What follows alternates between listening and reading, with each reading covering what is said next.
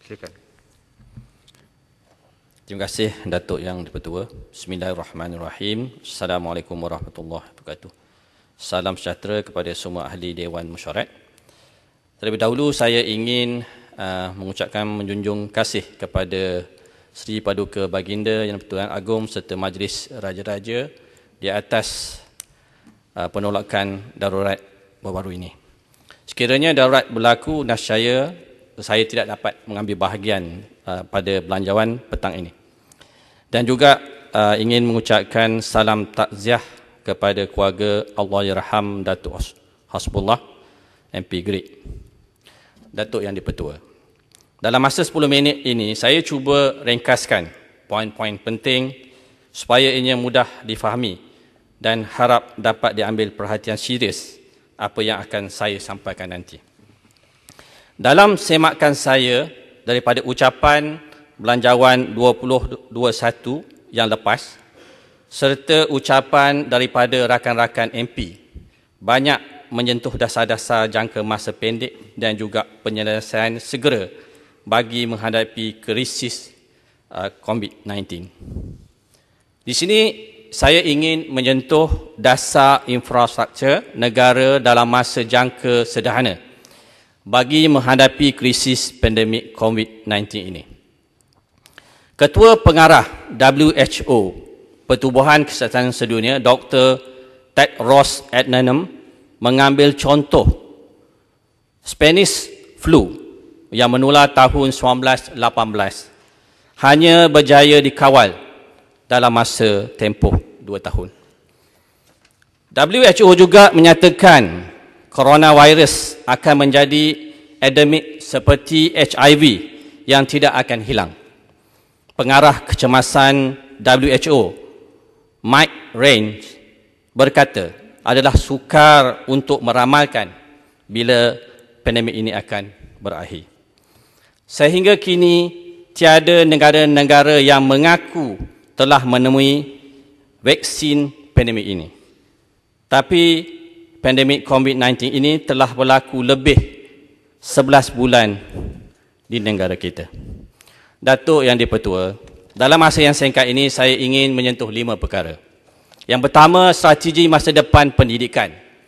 Yang kedua, strategi kerjasama peluang dengan pertubuhan alternatif serta kerjasama dengan pusat-pusat kajian antarabangsa. Yang ketiga, strategi keselamatan negara. Yang keempat, strategi persediaan ketahanan rakyat dari segi fizikal dan mental. Dan yang kelima, strategi menambahkan pendapatan negara. Yang pertama, strategi pendidikan.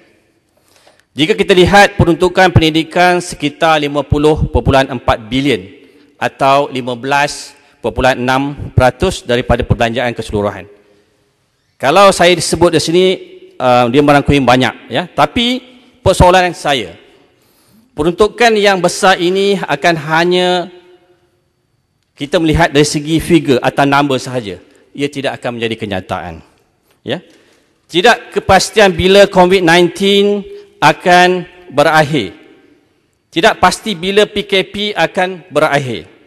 Murid-murid bersekolah kurang lebih 2 bulan pada tahun 2020. Bila tarikh pelajar baru, pengajian tinggi atau penuntut kemahiran akan mula berkuliah. Sepatutnya kerajaan PN mestilah memikirkan kaedah baru cara pembelajaran. Cara talian gelombang jarak jauh ataupun video conference dengan izin. Infrastruktur ini harus dibina atau disediakan dahulu. Begitu juga dengan kekuatan atau kemampuan jalur lebar dalam sesuatu kawasan luar bandar, kawasan pendalaman.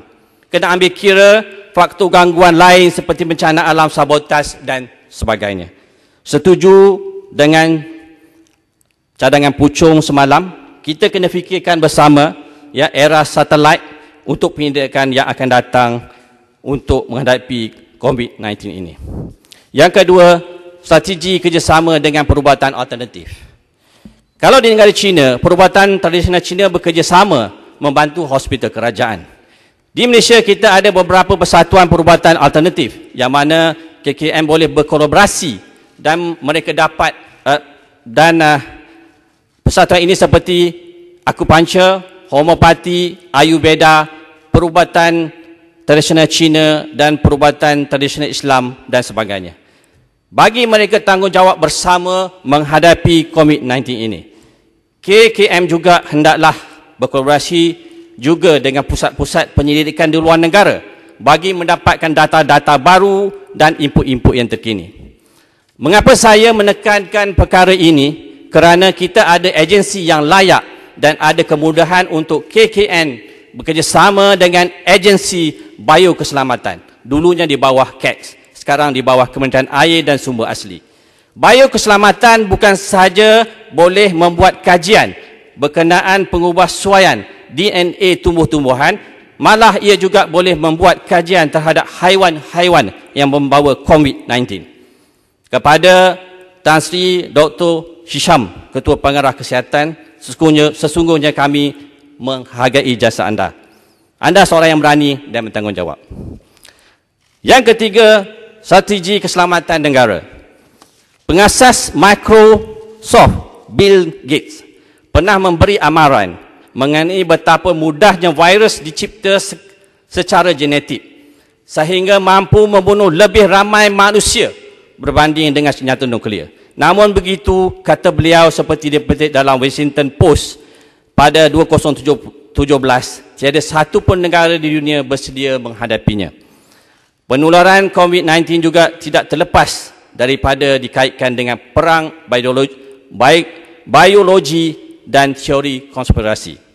1 kilometer persegi senjata biologi hanya kos lebih kurang $1 sahaja jika dibandingkan dengan senjata konvensional memerlukan kos $2,000, manakala senjata nuklear kos $800 dan senjata kimia kos $600 dengan kawasan yang sama. Senjata biologi ini sukar dikesan, sukar di X-ray dan sukar dikesan oleh anjing-anjing dan juga senang dibawa ke mana-mana. Dahulu mereka menjajah menaluki sesebuah negara dengan menggunakan senjata berat canggih dalam peperangan. Tidak mustahil pandemik atau biologi ini akan digunakan pada masa hadapan. Mereka tidak lagi perlu menjual senjata yang canggih, cukup sekadar menjual vaksin kepada negara-negara yang lemah. Pihak ATM mestilah membuat kajian ilmiah bagi meneroki senjata-senjata berbentuk biologi ini. Kerajaan perlu memasukkan kos-kos pengajian ini dalam Belanjawan 2021 sebagai persediaan ATM untuk bersama membuat persediaan awal bagi menghadapi sebarang segala kemungkinan. Strategi keempat, strategi persediaan ketahanan rakyat berbentuk fizikal dan mental. Di sini hanya ingin menyentuh berkenaan dengan mental ketahanan rakyat serta kerjasama bersama-sama pihak swasta dan badan-badan bukan kerajaan NGO bagi mengurangkan beban kerajaan serta mengagihkan peruntukan ini kepada pihak swasta. Semasa krisis pandemik COVID-19 ini, keadaan tersebut kian parah. Talian sokongan psikolog sosial KKM menerima lebih daripada 35,000 panggilan, manakala peningkatan juga bagi NGO sebagai contoh pengasih menerima panggilan untuk bantuan sokongan psikolog sosial sebanyak 3 kali ganda atau 17,000 panggilan.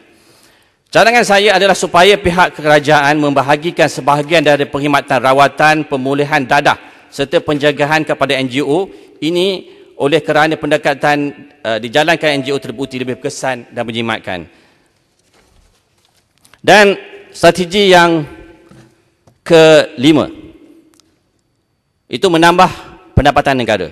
Walaupun kerajaan PN berusaha untuk mematahkan penyeludupan rokok, ianya sekitar 5% daripada 300 bilion yang dapat dikurangkan daripada ekonomi gelap.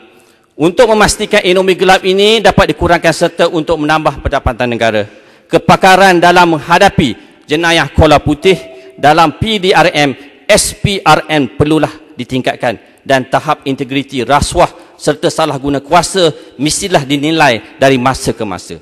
Terima kasih kepada PDRM bawah Tan Sri Hamid Bido yang dapat membongkar serta mematahkan sindiket Macau scam dan penyeludupan dadah yang bernilai juta ringgit. Akhir sekali, sedikit permintaan daripada Parlimen Raut. Diharap kerajaan pusat melalui Kementerian Pelancongan, Seni dan Budaya, Kementerian Air Sumber dan Asli dan kementerian yang terbabit dapat mempertahankan keaslian hutan serta ekosistem yang tinggal hanya satu di negeri Pahang, iaitu Bukit Tinggi atau Fraser Hill, di mana Cayman Highland dan Genting Highland telah dibangunkan dengan tujuan komersial. Dengan cadangan pembinaan hotel 15 tingkat oleh pihak swasta ini, ia dikhawatiri akan merosakkan ekosistem tempat penghijaran beribu-ribu jenis burung, fauna dan flora serta jalan yang sedia ada, dan penggauntungan jentera berat akan merosakkan bangunan ataupun jalan yang sedia ada.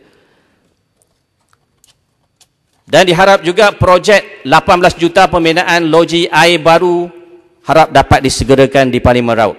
Lebuh Raya, Spine Road juga supaya dapat disiapkan dengan segera supaya ia dapat mengurangkan kesesakan semasa cuti umum dan juga hari perayaan.